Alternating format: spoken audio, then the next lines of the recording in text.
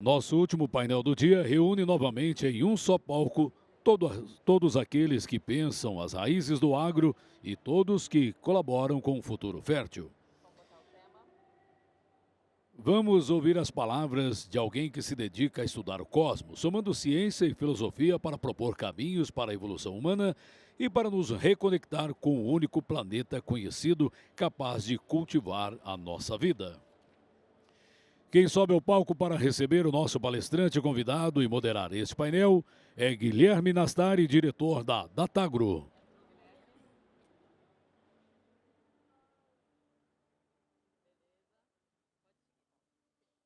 Recebemos também nosso painelista convidado da Secretaria Municipal de Relações Internacionais da Prefeitura Municipal de São Paulo, o secretário José Aldo Rebelo Figueiredo.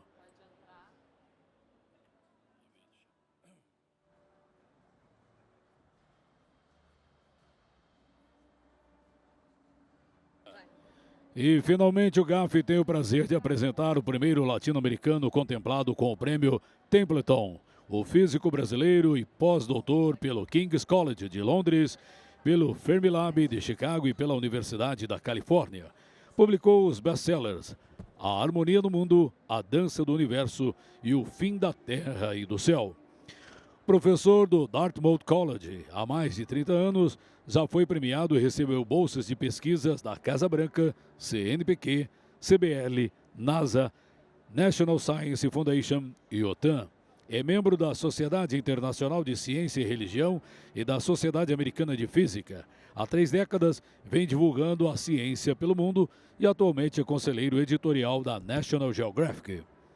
Foi colunista do jornal Folha de São Paulo e apresentou os quadros Poeiras das Estrelas e Mundos Invisíveis no programa Fantástico da Rede Globo.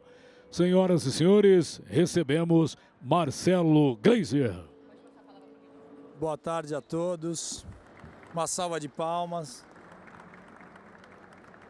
É uma honra aqui, ministro, poder participar desse painel, escutar o Marcelo. Marcelo, a gente está ansioso para esse bate-papo. Easy going. E a gente combinou uma dinâmica aqui, pessoal. O Marcelo vai fazer uma explanação de 15, 20 minutos e vai ser gancho para a gente bater um papo aqui, eu, ministro e ele. Então, nesse talk show, a gente faz o talk e o Marcelo dá o show. Por favor, Marcelo, the floor is yours. Bom, ok, obrigado. Olá todo mundo. Eu tô meio que vendo vocês, mas não muito. Eu não sei como os jogadores de futebol veem a bola com essas luzes. Eu acho que eles não devem ligar.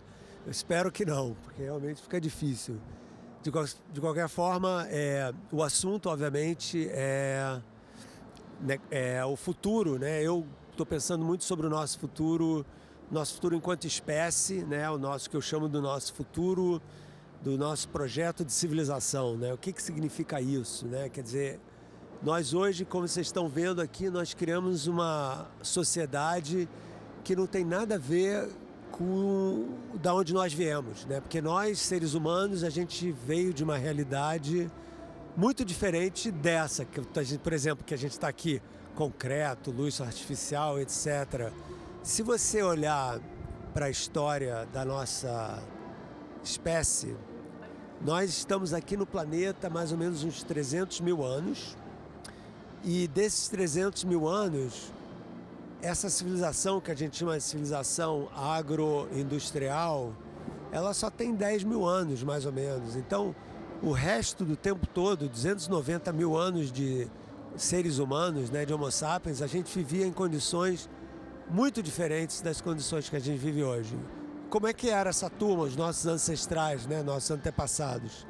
Eles se organizavam em pequenos grupos. O nome assim que a gente dá a eles é os caçadores-coletores ou coletores-caçadores. Então eram grupos que simplesmente iam circulando pelo mundo, pegando comida, se colocando, dormindo aqui e ali, eram grupos nômades, etc. Eles não tinham cidades ainda e eles interagiam um grupo com o outro. A gente tem uma ideia do homem da caverna, aquela coisa que mais assim, meio que bruta, né, primitiva, e obviamente tinha um pouco disso, mas também tinha colaboração entre esses grupos diferentes. Por que eu estou contando essa história? Porque essas pessoas que são os nossos ancestrais, eles tinham uma relação com a natureza, que é o tema dessa conferência, de tudo isso que a gente está fazendo, é a nossa relação com a natureza, seja como agropecuária, seja como pessoas normais, né? Ela era uma relação em que não existia uma separação entre o mundo dos homens, das pessoas, e o mundo dos espíritos, né? Você, por exemplo, fala dos espíritos das águas, das florestas, das montanhas e tal. O que hoje a gente chama de sobrenatural, né? Aquilo que está acima da natureza. Para essas pessoas isso não existia essa separação. E a Terra, isso é que é importante, para essas pessoas a Terra era uma entidade sagrada. Ela era um lugar que nos permitia existir. Então eles tinham, vamos dizer assim, um senso de pertencimento, de gratidão muito grande com relação ao planeta. E esse tipo de atitude existe ainda em todas as comunidades indígenas que a gente vê pelo mundo afora, não só no Brasil, como onde for que você vá, né? Você vai para a Nova Zelândia, você vai para a Austrália, para a África, existe essa profunda conexão entre o ser humano e a Terra, mas não só uma conexão de eu vou pegar coisas da natureza, mas eu vou coexistir com esse mundo porque eu sei que esse mundo é fundamental para eu existir. E aí o que aconteceu? De uns 10 mil anos para cá, a gente começou a se reunir em grupos, né? Começaram a plantar, o nascimento da agricultura, e aí a geração de alimentos ficou cada vez mais eficiente, as pessoas começaram a viver em cidades, principalmente lá no Oriente Médio, onde hoje é o Iraque, que era, vamos dizer assim, onde os rios Tigres e Eufrates era uma região muito fértil, e também no delta do Nilo.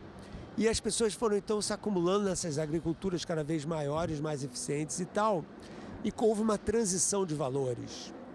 Em vez de você ter essa relação mais direta com a natureza, a gente começou a se ver como os donos da natureza. Se você lê o Gênesis, né, você abre lá a Bíblia, você fala, Deus deu a terra e os animais para serem o domínio dos homens, né?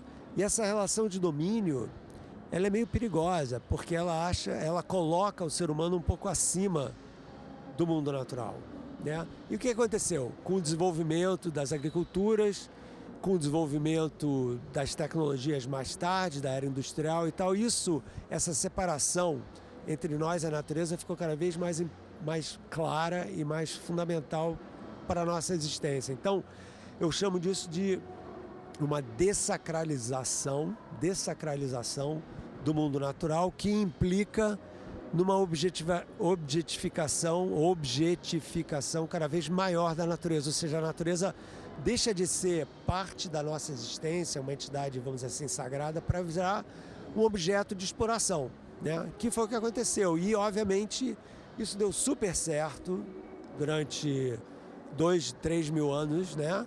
Até que a gente chega no hoje, né? E no hoje, o que está acontecendo? A civilização chegou numa encruzilhada, que é uma encruzilhada em que, essencialmente, as demandas que uma população de 8 bilhões de pessoas fazem com o mundo são muito maiores do que a quantidade de recursos naturais que esse mundo tem. Então a questão para todos nós, para os nossos filhos, para as gerações futuras será que é possível a gente manter uma relação de crescimento econômico em que cada vez as pessoas tenham mais, vamos dizer assim, os direitos que nós dizemos que todos os mundos devem ter, mas nem todo mundo tem, direito à alimentação, direito à saúde, direito ao ensino. Será que é possível manter isso, aumentar, melhorar isso, mas mesmo de uma forma sustentável e não, vamos dizer assim, parasítica com relação ao mundo natural, né? E aqui, obviamente, numa celebração da agropecuária brasileira, essa é uma questão muito importante, né? Porque, vamos dizer assim, essa é a força maior da economia brasileira moderna, é essa. Então, como manter essa força da economia brasileira moderna para o futuro, sabendo que a gente tem que repensar um pouco a nossa relação com o mundo natural. Então, Esse é o tipo de pensamento que está muito presente hoje em dia na minha cabeça. E eu escrevi um livro chamado Despertar do Universo Consciente, que o final do livro é o subtítulo dele, que se chama Um Manifesto para o Futuro da Humanidade, em que eu faço certas propostas de como que a gente pode repensar a nossa relação com o planeta de forma a não cometer, vamos dizer assim, soluções que são meio que suicidas para a nossa espécie e para a vida que coexiste com a gente, né? E o fundamental disso é uma diferença, uma modificação de perspectiva, de visão de mundo, né? De voltar um pouco a entender que sem a natureza a gente não existe. Só para dar um exemplo para vocês sabiam que só 2% da quantidade de água que existe no planeta é potável? 2%. Se a gente não tem água boa para beber, se a gente não tem um bom ar para respirar, a gente não sobrevive enquanto espécie. Ah, mas a ciência vai resolver todos os problemas. A ciência não vai resolver todos os problemas. Ela vai amenizar, como ela sempre faz, os problemas. Ela também cria problemas. Então o que a gente precisa é repensar um pouco a nossa atitude com relação ao mundo natural. Então essa é meio que a minha proposta atual e é essa que é a colocação que eu faço para os meus colegas aqui do painel. Marcelo, obrigado pelo início aqui. Vinícius, eu não sei, por uma questão hierárquica aqui, se o senhor quer começar ou eu começo, da maneira que o senhor achar mais confortável. Eu então vou puxar aqui o bate-papo. Marcelo, eu gosto bastante da sua forma de abordar assuntos que são em alguns momentos delicados, né? E que eu acho que a sociedade, ela em vários momentos ela evoluiu, mas nós estamos num momento que a discussão não necessariamente está tão aberta como ela deveria ser. E isso é na minha avaliação, talvez você concorde, ela é um momento, e não é no Brasil, isso é uma questão global, né? Está muito polarizado, né? E não tá harmonioso o papo. Mas o que eu queria te perguntar nessa linha do final, depois a gente vai para o começo,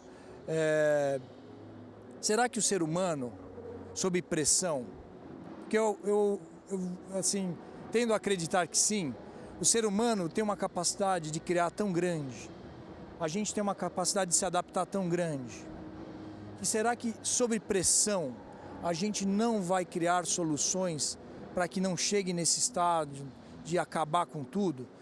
Se a gente olhar em perspectiva, dos últimos 100 anos para cá tem menos árvores em várias regiões.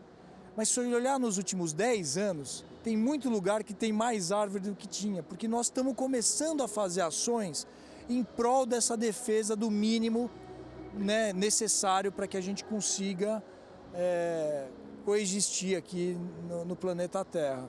O que você acha disso? Você concorda?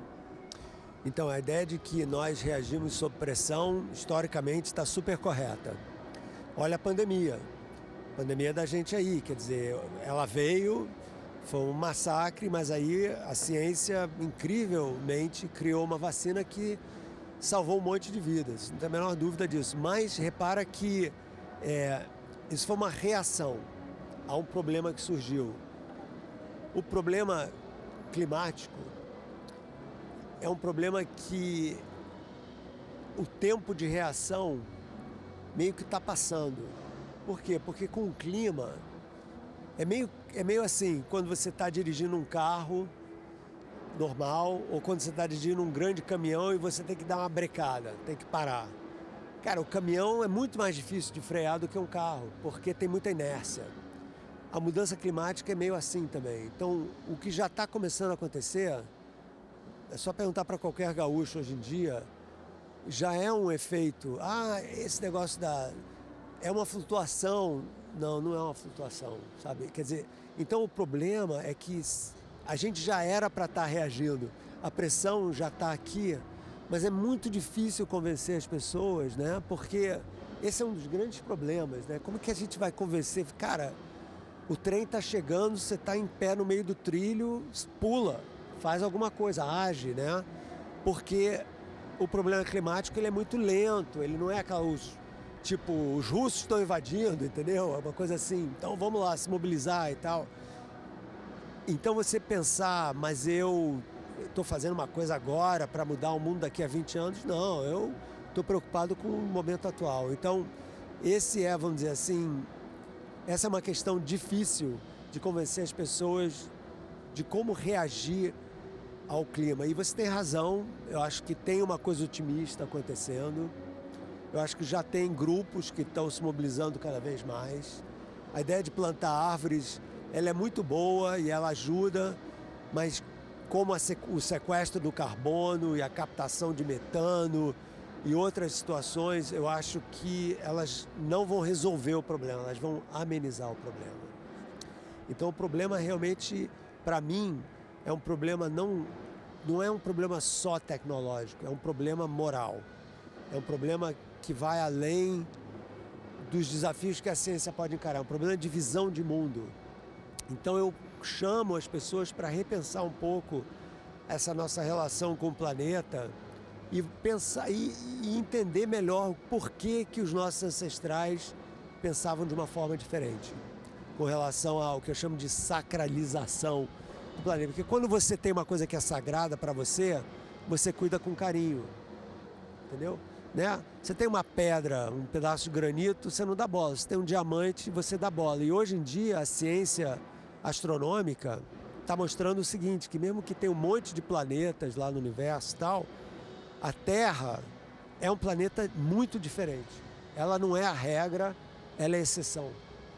E somos nós que sabemos disso. Nós, seres humanos, é que entendemos essa ciência, construímos esse conhecimento. Então a gente tem a obrigação moral, já que a gente entende disso, de proteger o que a gente tem, né? Porque sem ela, cara, a gente não vai para Marte. Marte não é a saída, sabe? Assim, de jeito algum. Ministro, ele tocou num ponto que eu acho que passar a bola para o senhor.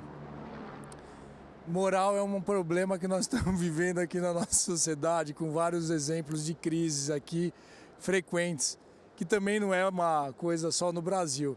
O que o senhor acha desses depoimentos aqui do Marcelo, para pegar um pouco a sua visão também? Boa tarde, Guilherme. Boa tarde, Marcelo. Eu admiro o esforço do Marcelo como cientista, como humanista, em contribuir para esse futuro de luzes e sombras com o qual nós nos deparamos.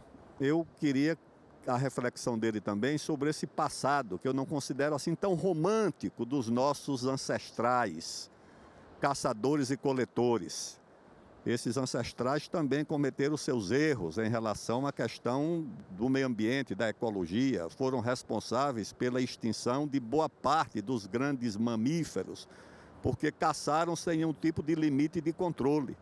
Usavam, na caça inclusive, manejos absurdos de queimar grandes áreas para buscar um punhado de caça que não estava disponível por outros meios, tá certo? Então, eu não vejo assim, somente com essa visão romântica, os nossos ancestrais caçadores e coletores.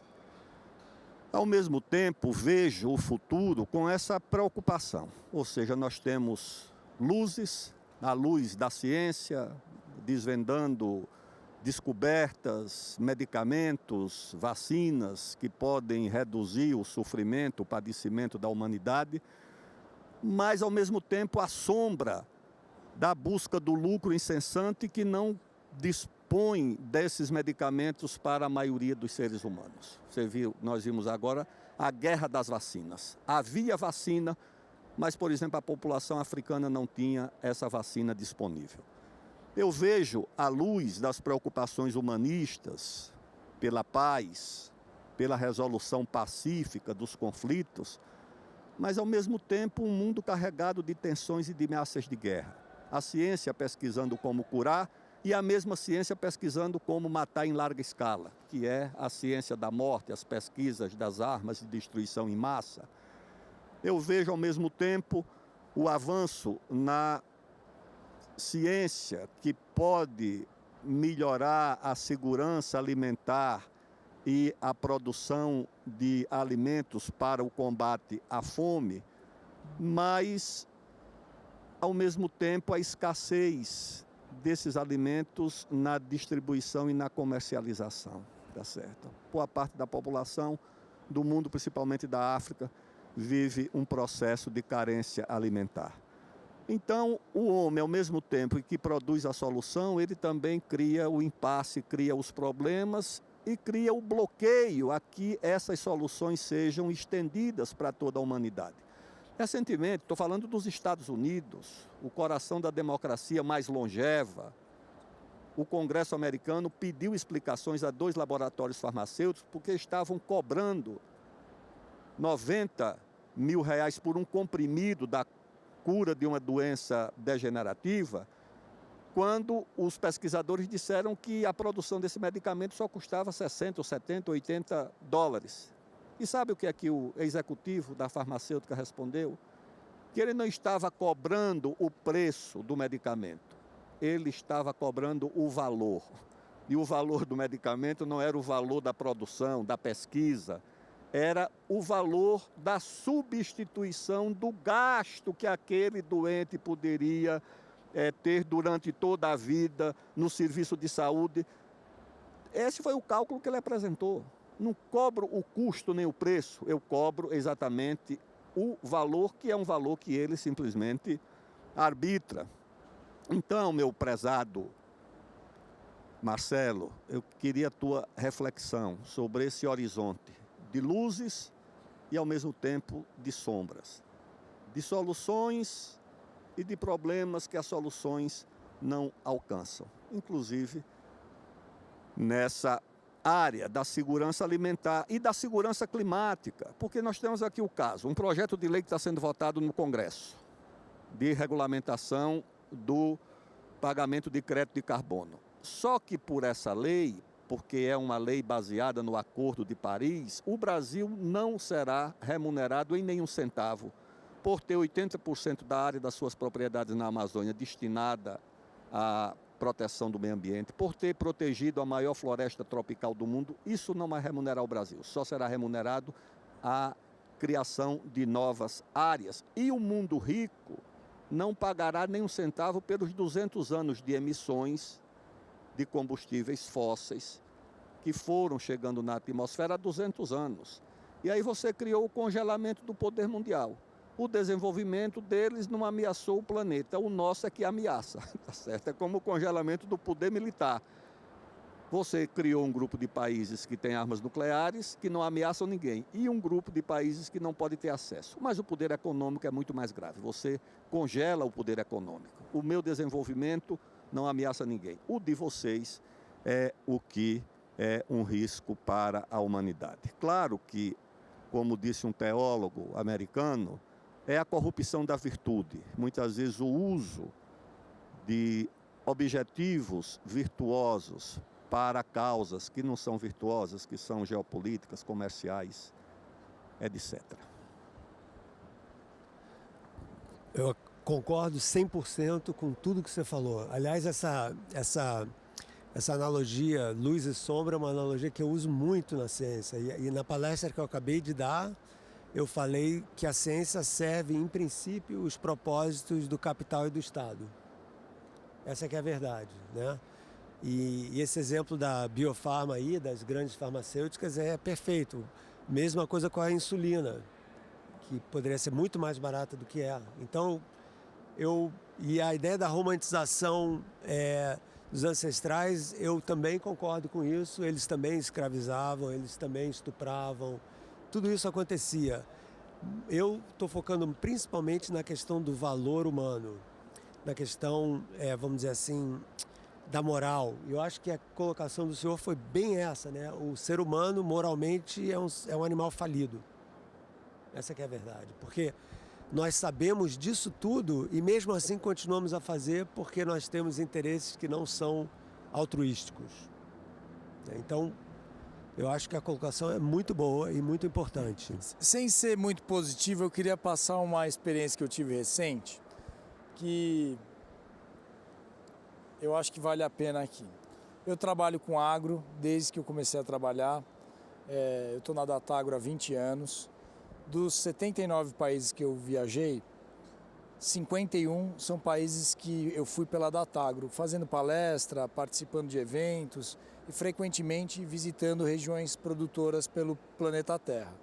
E é uma das coisas que me seduz muito na Datagro, porque é um ambiente livre intelectualmente, a gente pode pensar, não tem rabo preso com ninguém, e eu conheço um monte de gente legal, como eu estou fazendo aqui essa oportunidade de estar aqui com vocês. Mas eu fui para o Egito 2 vezes.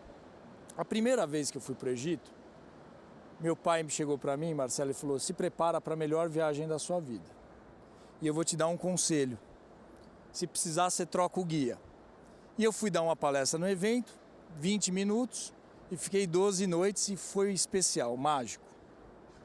Na segunda vez que eu fui, e foi recente, a gente tem uma família muito importante dos Emirados, que é cliente da Datagro há muitos anos. Eu vou para Dubai desde os meus 15 anos, todo ano, a trabalho. E esta família tem uma operação importante, uma concessão de 77 mil hectares no meio do deserto do Saara. E eu cheguei lá e a gente é fazendeiro de lugar que tem água. Nós somos aqui a raça dos fazendeiros que trabalha com água. Com mais ou com menos, tem água no Brasil, né, ministro? Aqui a gente tem a bênção da água na nossa região. Nós temos sol, água, uma terra média, que a gente precisa arrumar ela, e nós temos cliente, né? Por isso que se desenvolveu muito o agronegócio aqui, na nossa opinião. Mas por que eu estou nessa história do Egito? Eu cheguei lá, Marcelo, no meio de um deserto de praia, aquela praia do Nordeste, fininha areia, sem nenhuma arvinha em volta. Sabe um trem amarelo? E de repente começa a ficar verde. E começa a ficar verde, tão verde quanto as nossas roças de cana, ministro. Denso verde, no meio do amarelo assim. E aí eu cheguei para essa família, que é uma família que tem uma capacidade financeira ilimitada, correto? Eu falei: doutor fulano, mas essa água vem da onde? Ele falou: não, Guilherme, a gente faz poços de 350 a 500 metros de profundidade e extrai essa água e depois trata ela, porque ela é salobra, porque no deserto só tinha sal. E aí eu tive a feliz oportunidade de ver que eu não sabia nada mesmo. Porque tudo que eu imaginava que era ruim de operação edafoclimática, ele estava me mostrando que a gente tem capacidade quando a gente tem um incentivo correto, ou econômico ou por política pública, que é o que vocês conversaram aqui. Por que eu estou indo nessa linha? Eu acho, Marcelo, que quando o trem apertar, quando for 1,8% da água potável, não 2%, a gente vai estar numa pressão tão grande que nós vamos aprender a dessalinizar a água do mar. E aí as questões econômicas, elas vão viabilizar a existência da gente, porque o trem vai chegar num limite tão grande que nós vamos ter incentivo, que é ou faz isso ou morre, e a gente tem provado em vários casos, ao longo desse período que vocês estão conversando, que sob pressão a gente se mexe. Eu só não sei qual que o tempo isso nós temos, que é o que você falou da inércia, porque ouvindo o ministro falar, ministro, acho que a única coisa é que o senhor está com uma perspectiva eventualmente de 100 anos na sua avaliação e o Marcelo está em 500 anos, porque tem uma questão de curto prazo que nós não estamos conseguindo arrumar. O problema é que a gente está numa armadilha moral mesmo, que é tão imoral, quem desmatou lá falar pra gente o que a gente tem que fazer aqui, que a gente entra numa armadilha. E aí acaba, no fundo, criando uma situação. Você concorda com essas coisas? Que a gente tá... Ou não, né? Não, que a gente está numa situação imoral, com certeza. Eu acho que não tem dúvida, é óbvio que o Global North e o Global South, né, o Sul Global e o Norte Global, tem visões de mundo e interesses diferentes, isso daí é óbvio, né? Eles cortaram todas as florestas e agora vem dizer para a gente não cortar a nossa, que realmente a gente não tem que cortar. Esse é o ponto. eles fizeram, a gente vai fazer. Não, você não faz uma coisa errada e repete, né? Você aprende com os erros dos outros. Mas a questão é, como falou o ministro, como que isso pode ser feito de uma maneira que não penaliza o país que tentou resolver um problema de uma forma não violenta, cortando as florestas. Então, esses créditos de carbono, isso daí é uma coisa que realmente tem que ser feita de uma forma honesta e não oportunista, que é o que está acontecendo. Mas, mesmo assim, eu acho que a gente tem que ir um pouco mais a fundo nessa nossa avaliação da nossa relação com a natureza. Eu acho que a gente realmente está num ponto de transição, que é um ponto em que a gente realmente precisa repensar como a gente cuida e trata do nosso planeta e até, isso aqui é a coisa mais difícil, até chegar a fazer um certo sacrifício pessoal, econômico, de modo a poder realmente promover uma mudança, que aliás é o que acontece quando tem uma guerra. Quando os Estados Unidos entraram em guerra com a Alemanha, depois com o Japão, o governo americano pediu para todo mundo que tivesse algum tipo de metal em casa doasse metal para os americanos, para os exércitos, para poder fazer tanque, bala, etc. E foi uma mobilização nacional, porque senão eles perdiam a guerra.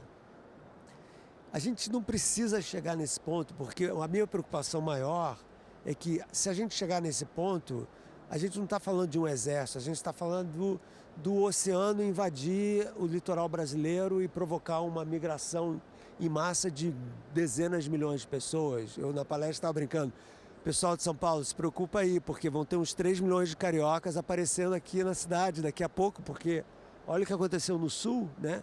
Então essa migração climática é um problema sério, né?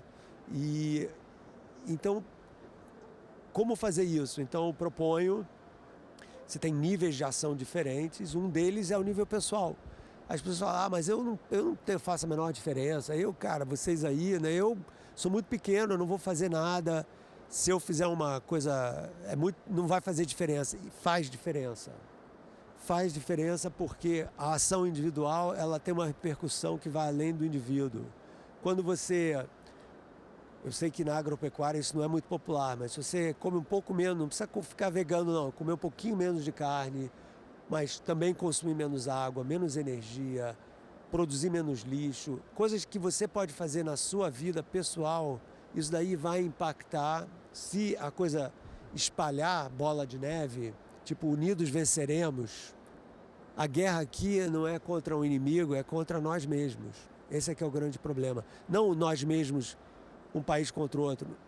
Nós contra a nossa moral moderna. Esse é que é o ponto que o ministro levantou. A gente tem uma batalha que é uma batalha moral. E é muito mais difícil essa batalha porque ninguém quer abrir mão do que tem. E essa guerra aí, pessoal, não é só dar um pedaço de ferro para fazer um tanque, é muito mais do que isso, é muito mais profundo. Então tem que ter um esforço educacional, pedagógico. Todo mundo tem que entender essa relação que a gente tem com o planeta e tem que ter um esforço individual, empresarial. E eu digo para o setor agropecuário que, da mesma maneira que, vamos dizer, eu, cientista, saí da universidade para falar sobre ciência para o público, vocês podem sair das fazendas e criar, vamos dizer assim, uma oportunidade das escolas visitarem para que as crianças aprendam como se faz uma agricultura sustentável, uma agricultura de ponta que o Brasil tem, né, em alguns lugares pelo menos. Então, criar uma nova pedagogia da nossa relação com o planeta, então transformar as empresas agropecuárias num agente de ação de transformação também para a própria sobrevivência delas próprias, porque você quer que seus filhos e seus netos continuem fazendo isso da mesma maneira que seu pai e você fizeram, né? Para isso, tem que criar as condições. Ministro, o que o senhor acha, ou né, a sua avaliação sobre essas micro contribuições, né, pessoais que o Marcelo disse no nosso dia a dia no agro, o impacto disso, como a sociedade que nós estamos vivendo hoje? Eu acho muito generosas, mas o problema do mundo, além das ameaças de conflito, de guerra, do mau uso da ciência, ou muitas vezes do abandono da ciência. Tem um divulgador científico, físico também americano, o Carl Sagan, que escreveu um livro que é O Mundo Assombrado pelos Demônios, que é muito interessante. É um dos meus livros favoritos, aliás. Eu também acho uma maravilha. Que é a substituição da ciência ou o rebaixamento da informação científica pela mistificação, pelos preconceitos, pela falsa ciência, ou por isso que hoje ficou mais popularizado como fake news, né?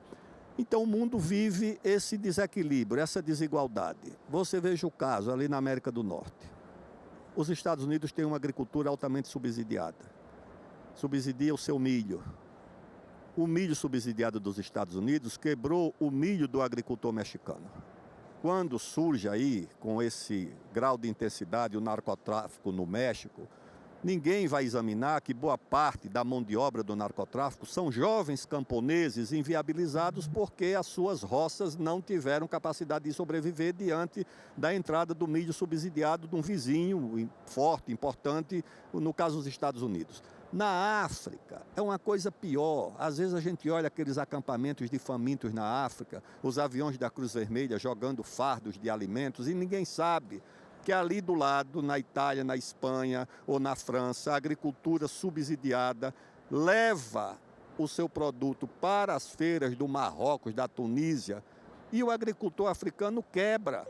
E sabe o que é que acontece quando ele quebra? Ele vai para um campo de faminto, e sabe o que é que acontece? O excedente da agricultura europeia é comprada pela ONU, vai em sacos distribuídos pela Cruz Vermelha para os acampamentos. Não, isso não pode subsistir. Então você tem um mundo hiperproteico das populações dos países ricos e um mundo subproteico na África.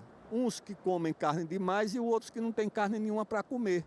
Tá certo? E agora tem uma ideia de que é o seguinte: vocês nunca comeram carne, não vão comer, vão passar a comer gafanhoto, vão passar a comer uma proteína qualquer, porque é essa desigualdade. Se você aqui economizasse ou ali um pouco mais de carne e o africano pudesse comer um bife de 100 gramas, pelo menos, 3, 4 vezes por semana, você teria uma situação muito mais equilibrada, mas você não tem uma legislação, você não tem uma norma geral. Por exemplo, não haverá mais patentes para vacinas. Não teremos mais patentes para vacinas. As vacinas serão livres de patentes.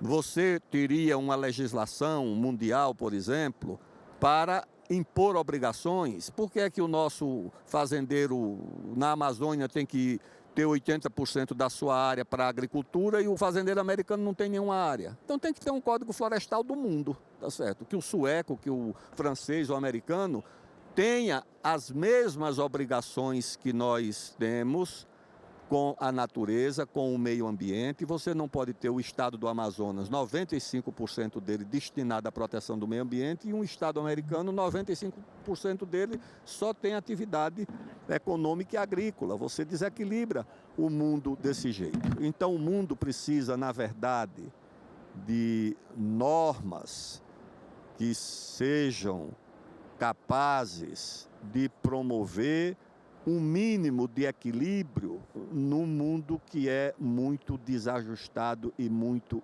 desequilibrado, tá certo? Você não tem outra forma de promover a paz no mundo que não seja buscando, como dizia o Alisson Paulinelli, né? Produzir alimentos é produzir instrumento da paz.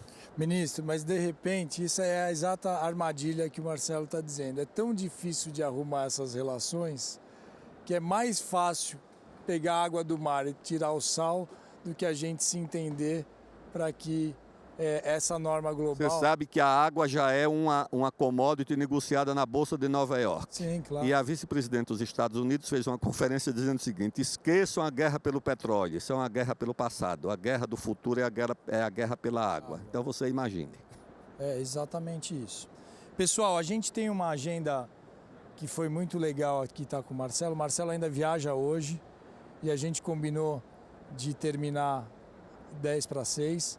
Eu queria convidar, Marcelo, você para as considerações finais. A gente tem mais 5 minutos e foi um prazer aqui participar desse painel com vocês, mais uma vez no Global Agribusiness Festival 2024.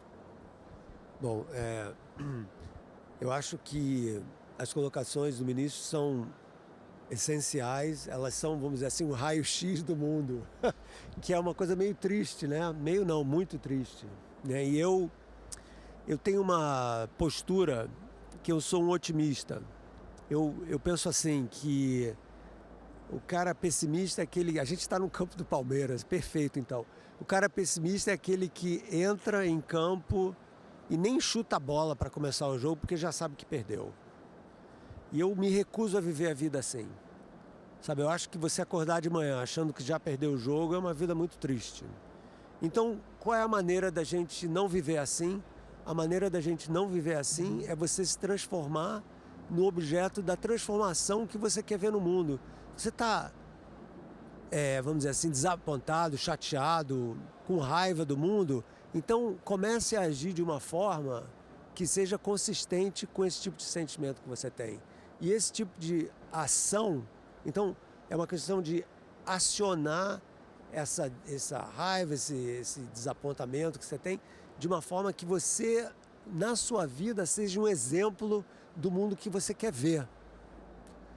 Então, para mim, é por isso que, para mim, o papel do indivíduo é tão importante nessa história. E é uma gota a uma gota a uma gota, mas olha, essas gotas elas vão indo, elas vão se espalhando, entendeu? E eu acho que se comunidades começarem a pensar assim, se você tem agora as corporações B, que são extremamente importantes, daí para mim já é um movimento que mostra que existe, mesmo ao nível empresarial, uma maneira de se preocupar com como você está produzindo, da onde que vêm seus produtos, o quanto que você está deixando no meio ambiente através dessa produção. Então, esses são movimentos que são essenciais. Então, em vez da gente... É que a gente fala lá nos Estados Unidos, se você não votou, não reclama da política. Está infeliz com a política, vota.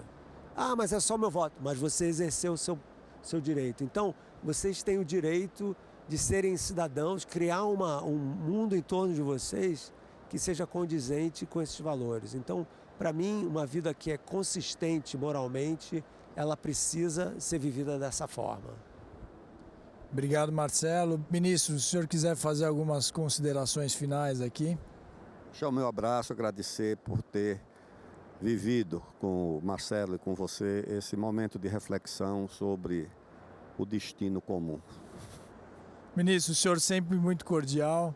Eu queria agradecer também, para mim foi uma honra poder participar aqui com vocês, 2 faixas pretas, e eu aprendi muito. E essa é a beleza de poder trabalhar na Datagro, ter a oportunidade de conhecer pessoas diferentes, nesse ambiente neutro, independente, livre para a gente debater os assuntos que eu acho que são um dos pilares do Global Agribusiness Festival. Pessoal, uma salva de palmas. Obrigado mais uma vez em estar aqui com vocês. Obrigado a vocês todos, obrigado Gui, obrigado senhor ministro, foi muito, muito bom. Vamos tirar uma foto então. Beleza.